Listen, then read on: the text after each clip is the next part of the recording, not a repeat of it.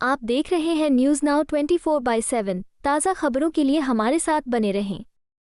National Herald मामले में प्रवर्तन निदेशालय की कार्रवाई पर प्रतिक्रिया देते हुए समाजवादी पार्टी के प्रमुख अखिलेश यादव ने कहा कि ईडी का कानून खुद कांग्रेस ने ही बनाया था और उस वक्त कई राजनीतिक दलों ने इसका विरोध किया था। उन्होंने याद दिलाया कि कांग्रेस को उस समय चेताया गया था कि ये कानून भविष्य में उसी के लिए मुश्किलें पैदा कर सकता है। अखिलेश ने कहा कि महाराष्ट्र में जो भी नेता भाजपा के खिलाफ खड़ा हुआ उसे ईडी, सीबीआई और आयकर विभाग जैसी एजेंसियों का सामना करना पड़ा।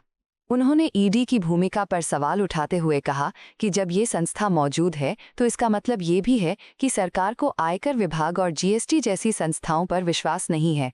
अखिलेश यादव ने साफ तौर पर कहा कि वे चाहते हैं कि ईडी जैसे विभाग को ही समाप्त कर दिया जाए और उन्होंने कांग्रेस से भी यही मांग दोहराई।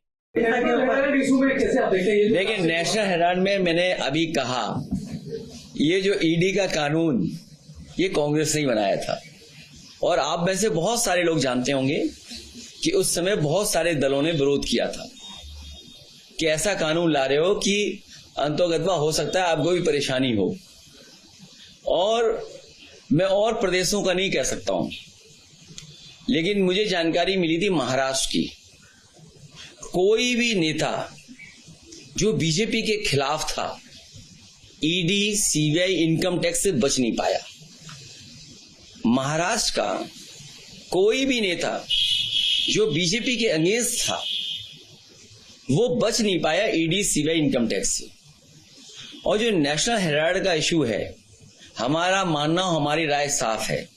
हो सकता है मैं गलत हूं, लेकिन मैं ये समझ रखता हूं, इतनी समझ मुझे है कि ईडी जैसा विभाग खत्म कर देना चाहिए।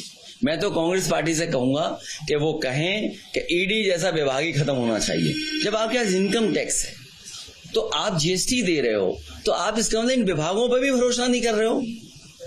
और यूपी में तो देखिए नोटबंदी के बाद कितना रुपया निकला था। हमारे यहां तो आईएएस लोग भी गायब हैं, अंडरग्राउंड हैं। सुनने में आ रहा है कि मुख्यमंत्री जी क्या रह रहे हैं वो। कहीं ऐसा हो सकता है कि जो इंसेंटिव दे रहे हो वो कमीशन ले रहे हो।